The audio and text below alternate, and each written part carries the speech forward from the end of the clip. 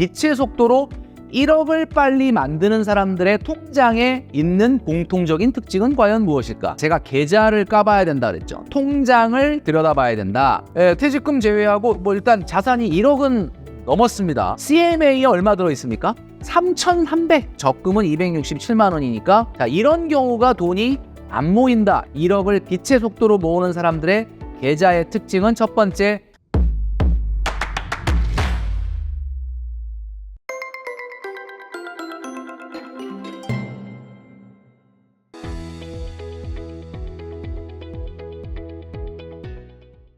네, 여러분 안녕하십니까? 돈으로 혼쭐 내는 남자 누구겠습니까? 돈줄남 김경필입니다. 오늘 이 시간에는 빛의 속도로 빠르게 1억을 만든 사람들, 그 1억을 만든 사람들 통장을 들여다보니까 바로 똑같은 공통점이 있더라라는 말씀을 드립니다. 빛의 속도로 1억을 빨리 만드는 사람들의 통장에 있는 공통적인 특징은 과연 무엇일까? 자, 영상 끝까지 시청하시면서 그 비밀을 한번 알아보시면 좋겠습니다. 자, 여러분들의 계좌도, 여러분들의 통장도 한번 오늘 확인해 보시면 좋겠다라는 말씀을 드립니다. 제가 전 영상을 통해서 댓글을 하나 소개시켜 드린 게 있는데 바로 이분이죠. 선생님 덕분에 신용대출 다 갚았다. 차를 사려고 했는데 계약금 걸어놓고 다 취소했다. 뭐 이런 말씀을 해주셨어요. 그러면서 마지막에 무슨 이야기를 했냐. 대출을 다 갚아서 이제는 선생님 말씀대로 저축을 하려고 하는데 1인 가구 같은 경우는 50%잖아요. 저축이잖아요. 이렇게 해주셨는데 제가 언제 1인 가구는 무조건 50%를 해야 된다라고 말씀드린 적이 있었나요? 예. 뭐 꼭 그런 건 아닌데 이분은 아마 그렇게 이해하시는 것 같습니다. 외벌이로 아기 한 명이 있는 집은 몇 퍼센트 저축하면 좋을까요? 라고 어떤 몇 퍼센트 정도를 저축해야 되는지를 물어보고 계십니다. 자, 이렇게 장문의 댓글을 달아주셨는데 마지막에는 이제 빚은 다 갚았으니 이제 대출은 다 갚았으니 이제는 좀 저축을 제대로 해보고 싶은데 몇 퍼센트나 할까요? 라고 이렇게 물어봐 주셨습니다. 자, 그래서 제가 오늘 1억 만드는 사람들, 1억 모으기 저축을 하고 있는 사람들, 정말 굉장히 빛의 속도로 빨리 1억을 만든 사람들의 통장에는 어떤 공통점이 있는지를 말씀드린다라고 했죠. 자, 이분은 저축의 의지가 뿜뿜 피어오르고 있습니다. 자, 이 돈줄남을 보시는 많은 분들 오늘도 정말 1억 모으기, 1억 만들기에 대한 저축 의지가 뿜뿜하고 솟아나는 여러분들이 되면 좋겠다라는 말씀을 드립니다. 자, 우선은요, 첫 번째로 1억을 빛의 속도로 만드는 사람들의 공통적 특징을 보면요. 무엇을 봐야 되냐? 제가 계좌를 까봐야 된다 그랬죠. 통장을 들여다봐야 된다라고 했는데 우선은 재무상태표를 들여다봤습니다. 재무상태표를 들여다봤죠. 마치 기업처럼, 마치 회사처럼 자산과 부채가 어떻게 형성되어 있는지를 한번 들여다봤습니다. 자, 재무상태표 이런 거죠. 여러분 보시는 것처럼 왼쪽은 자산, 오른쪽은 부채. 그래서 자산에 어떤 형태가 있는지, 부채에는 어떤 형태가 있는지 이렇게 이제 나타나는 것이 바로 우리가 보통 재무상태표라고 하는데 이것은 기업만 있는 것이 아니라 개인도 있을 수가 있죠. 자, 재무상태표를 보면은 이것을 이제 그래프로 나타나면 뭐 예적금이 몇 퍼센트고 뭐 아파트가 몇 퍼센트고 주식이 몇 퍼센트. 자, 이분 같은 경우는 지금 샘플인데요.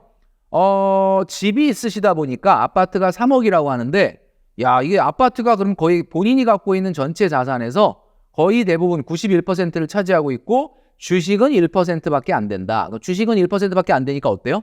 이분은 주가에 별로 연연하진 않겠죠. 그죠? 뭐 맨날 뭐 들여다보진 않겠죠. 뭐 1%밖에 안 되니까. 그 다음에 이제 예적금이 한 8% 있는 이런 지금 상황인데, 여러분 보시면 아시겠지만 부채가 있습니다. 아무래도 이제 집이 있다 보니까 담보대출도 있고 부모님한테 좀 돈을 빌린 게 아마 이게 부모님이 집 살 때는 부모님한테 빌린 것 같아요. 어쨌든 이런 대출이 있습니다만, 이런 형태가 우리가 재무상태표인데 혹시 여러분들은 이 재무상태표를 만들어 보신 적이 있느냐?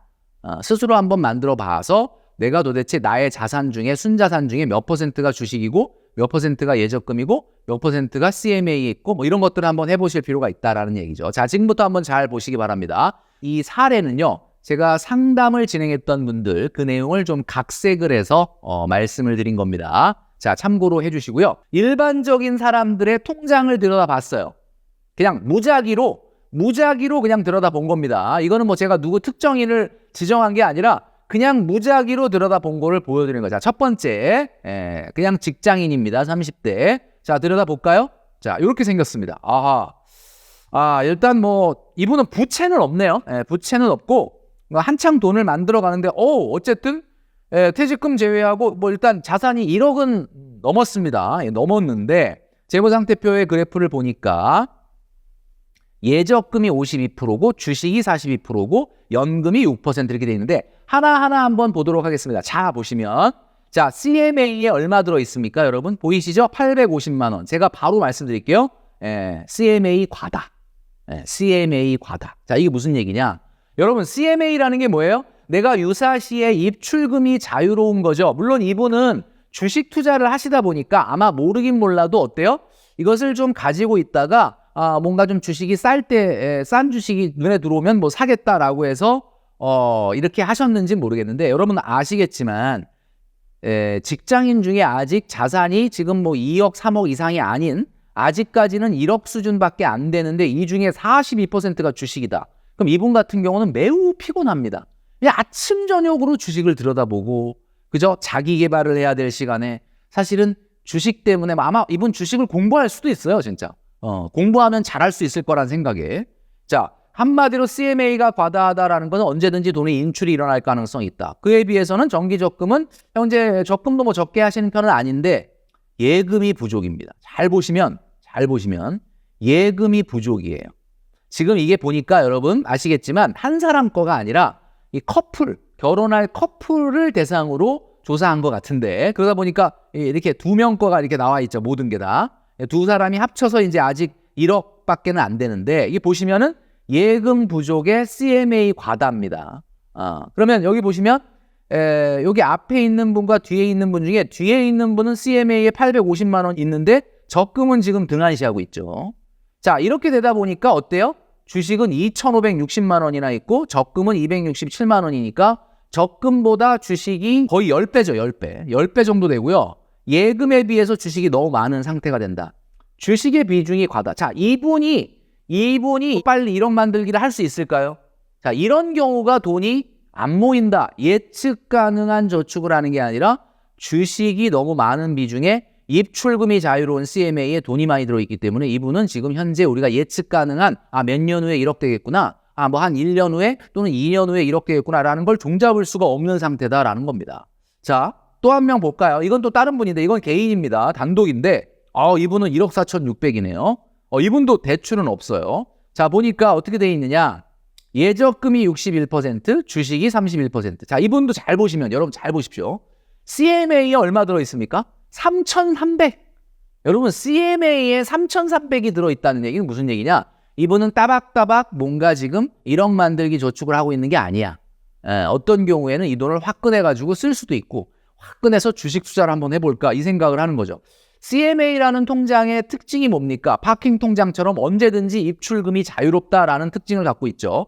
물론 이분이 예금이 아주 없는 건 아닙니다. 5,500 정도 있는데 전체 금액에 비해서는 예금이 부족하고 적금도 사실 조금 부족한 편이다. 그거에 비해서 주식 비중이 과다하죠. 여러분 보시면 아시겠지만 연금 빼고 나면요. 거의 40%가 목돈 중에서 단기 목돈 중에 40%가 어때요? 그냥 주식이에요. 그러니까 여전히 주식이 많은 거야. 비중이. 자, 이렇게 되면은 내가 1억 만들기 저축이라는 게 몇 년 후에 1억이 되겠구나. 몇 년 후에 2억이 되겠구나라는 것이 예측이 불가능하면 청약을 할 수가 없습니다. 무슨 얘기냐면 언제쯤 1억이 되고 언제쯤 1억 5천이 된다라는 예측이 가능해야 어느 정도 수준의 계약금을 낼 수 있는 청약을 하고 중도금을 어떻게 하겠구나. 이 예측이 가능한데 주식은 어때요? 뭐 수익이 물론 좋을 수도 있죠. 그러나 이거는 예측이 불가능하다라는 이야기입니다. 자, 또 한번 볼까요? 또 다른 분. 자, 이분 보세요. CMA에 100만 원 들어있습니다. 100만 원. 이게 무슨 얘기예요? 여러분 입출금이 자유로운 통장, 월급을 받으시는 직장인이라면 카드를 쓴다면 그렇게 현금이 딸릴 일이 있을까요, 여러분? 계획을 세우고 예산을 세워서 우리 돈줄남이 항상 생각하는 것처럼 이벤트 자금이나 계절 지출 통장을 따로 관리하는 통장이 있다면 솔직히 한 달에 예비 자금 100만 원 이상 뭐가 필요합니까? CMA에 3천만 원, 4천만 원 넣을 이유가 없는 거죠. 자, 이분처럼 뭐예요? 입출금 통장에 그냥 150, CMA에 100만 원, 한 250만 원 정도만 입출금 자유로운 통장에 있고, 자 보세요. 예금을 8,750, 적금을 1,850. 자, 이분이 뭐냐? 예금과 적금에 매우 충실하고, 주식 비중은, 자, 좀 전에 말씀드렸던 거죠. 주식은 없는 게 아니고, 이분이 주식이 약 10% 이내입니다. 제가 여러분들에게 꼭 말씀드리고 싶은 것은 1억 만들기 저축을 미래의 3년 안에, 5년 안에 예측 가능하게 하려고 하는 사람은, 자, 적극 투자형이나 위험 선호형이 아니라면 8대 2 정도가 적당하다라는 거죠. 자, 여러분 혹시 위험 선호형입니까? 적극 투자형입니까? 아주 그냥 뭐 굉장히 그냥 갬블러입니까? 갬블러? 약간 성향이 그런 쪽이다 그러면 몰라도, 그게 아니라고 한다면은 80대 20. 그러니까 다시 말해서 전체 자산에서 주식이 20% 이상 차지하면 안 된다라는 이야기죠. 자, 이분이 어떻습니까? 이분이 1억 만들기 저축을 정말 빨리 해낼 수 있는 분이다라는 겁니다. 자, 앞에 봤던 두 사람과 지금 이분의 가장 큰 특징은 뭐냐? 무엇에 집중하고 있느냐라고 하는 건데, 이분은 아마 모르긴 몰라도 강제저축, 선저축, 정기저축을 열심히 하는 분이고, 짜투리 돈을 무조건 예금을 하는 분이다라는 이야기입니다. 자, 제가 오늘 정리를 해드리면요. 여러분의 계좌는 지금 어떤 상태입니까? 여러분의 계좌는 1억 모으기에 적합한 형태인지 오늘 당장 통장을 한번 까보면 어떨까? 자, 예적금에 집중하는 것이 바로 예측 가능한 미래를 만드는 겁니다. 만약에 투자와 유동성이 너무 과다하면 여러분들은 예측이 불확실한 미래에 투자하는 거다. 여러분, 분명히 주식 투자가 성과가 더 날 수 있습니다. 인정합니다. 자, 그런데 제가 항상 말씀드리는 것은 수익률이 아니라 예측 가능한 미래를 만드는 것이 우선이다라는 말씀을 드리고 있죠. 그게 바로 몇 년 후에 5천 되고 몇 년 후에 1억 되고 몇 년 후에 1억 5천 될 거냐라는 예측이 가능한 저축을 해야 된다라는 겁니다. 자, 여러분, 불확실한 시대에 가장 확실한 선택이 뭡니까? 여러분, 지금 보여드리는 이 사진, 이게 뭐죠? 거꾸로 강을 거스러 올라가는 저 힘찬 연어들처럼 이라는 노래가 있죠. 강산혜 씨의. 자, 연어가 지금 엄청나게 내려오는 이 물살을 거꾸로 거슬러서 지금 올라가고 있습니다. 자, 아직 확실한 목표가 없다면, 여러분, 계속 반복적으로 말씀드리지만 아직 확실한 목표가 없다면 1억 만들기에 여러분들이 도전하시는 여러분 되시면 좋겠다라는 말씀을 드립니다. 자, 돈줄남이 1억을 빨리 만드는 통장의 스타일에 대해서 얘기해 드렸는데요. 뭐였죠? 지금 제가 좀 전까지 말씀드렸던 거 정리 한번 해볼까요? 자, 첫 번째, 입출금 계좌의 잔액을 최소화하는 사람. 입출금 계좌에 잔액이 많이 들어있으면 1억 모으기에 방해가 된다라는 이야기입니다. 두 번째, 푼돈도 목돈으로 만들어주는 자투리 예금에 집중한다. 자, 이 얘기는 무슨 얘기예요? 아무리 작은 돈이라도 여러분 보너스가 나왔습니까? 예를 들면 생각지가 않았던 상여가 나왔습니까? 자, 이런 돈조차도 목돈으로 묶어놓는 습관, 자투리 예금에 집중하는 사람이 1억을 빨리 만든다라는 거죠. 자, 여기 보시면 그림 있죠? 이게 지금 밴드로 이렇게 묶어놨잖아요, 돈을. 이게 바로 묶어놓기 효과거든요, 여러분. 자, 세 번째는 절약된 금액으로 소액 투자입니다. 여러분 1,000만 원을 주식에 투자했는데 이 주식이 지금 500만 원이에요. 그러면 속이 굉장히 쓰리죠. 내 돈 500만 원, 내 돈 500만 원 하면서 계속 끌탕을 하는, 마음을 그냥 가만두질 않는 거예요. 자, 그런데 여러분, 그거 500만 원 속상하다, 마이너스다라고 한다고 그 500만 원이 돌아오는 게 아닙니다. 여러분, 어떤 경우에 우리가 투자를 해야 되느냐?